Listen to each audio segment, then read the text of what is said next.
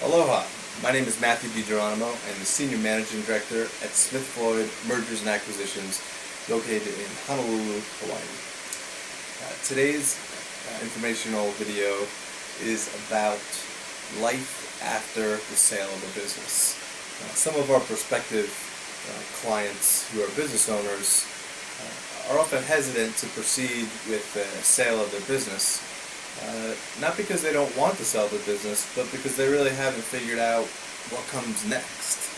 For many business owners, the business has been the central point of their lives and sometimes their families for years, if not decades, sometimes generations. And the idea of parting with that is naturally scary. And when we're faced with something that's scary, we typically don't admit, hey, that's scary and therefore I don't want to approach it.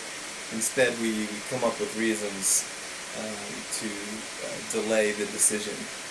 Unfortunately, that can often result in inadvertently leaving money on the table and reducing your future financial security.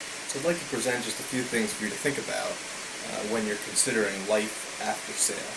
First thing to consider is that most buyers of a small to medium-sized business are very much open to, and in fact it becomes an advantage in the negotiation of the sale, of keeping the owner around in either a management or consulting role post-sale.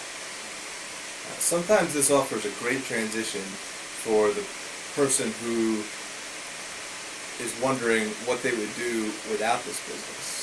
And instead of considering the business just vanishing and you waking up one day and having nowhere to go, most sales or most owners would be happy for you to continue to have some involvement in the business. The benefit here is that, well, one, you sold your business at the right time in regards to the financial security of yourself and your family, but then you also get a transition period where you're not just left wandering the streets aimlessly because you have no business to go to anymore. It's not uncommon for the sellers of our businesses to stay on as management for a year, 2 years, and sometimes more. You're able to transfer from being a small business owner to just being a consultant or a manager in an industry that you're familiar with.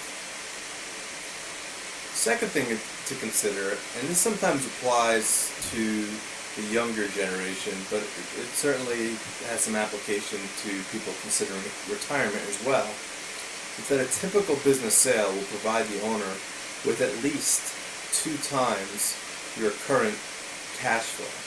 So let's keep it simple and assume that you're currently drawing $100,000 a year from the business.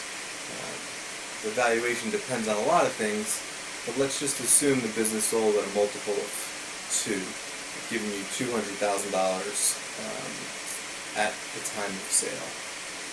Now, although that may seem scary, that provides you 2 years to receive the same amount of pay that you currently get from the business to explore your next life adventure. For small business owners, the idea of retirement is almost laughable. Why are we pushing retirement off solely to the twilight of our lives? More and more business owners are discovering that they can segment years or months of their lives as retirement. So if you're 35 years old with a small business that currently has a market value of $200,000, why not cash out and enjoy a year of retirement in your 30s? And then you have another year to figure out what you want to do next. That makes, for some people, a lot of sense from a quality of life perspective, but also can make sense from a financial perspective. Because growing a business can be pretty challenging, and the idea, if you, let's just say you have that business that currently nets $100,000, and you know that it's a long way to journey to get to, let's say, doubling that to $200,000. That sometimes can take 5, 10, or more years. Compare that to being able to take yourself out of that situation, cash in hand, and then having the opportunity to explore all the available options or avenues that may be out there for you. And oftentimes what that allows a business owner to do is extract the lessons learned that they usually picked up through battle scars in the previous business and upgrade, so to speak, to a larger business that may be more scalable and easier to scale. Things that are scalable can be scaled. Get it? The last thing I'd like you to consider is that there's no perfect time to sell your business. The perfect time isn't today, and it's not tomorrow, and it's not 10 years from now. There's always a reason not to. The most common reason we hear is that my business is doing too well to sell it right now. I understand that sentiment.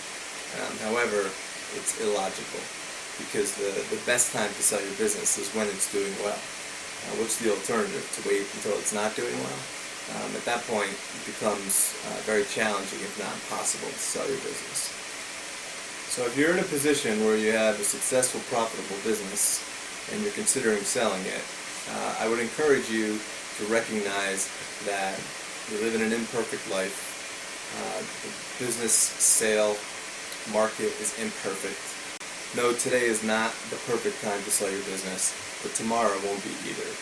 And sometimes it makes sense to just proceed down an avenue that can offer you more options than your life currently presents to you.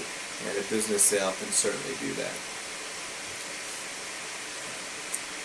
I hope you found this video enjoyable, entertaining, and useful. I encourage you to check out the other resources available on smithfloyd.com, and we look forward to hearing from you. Thanks.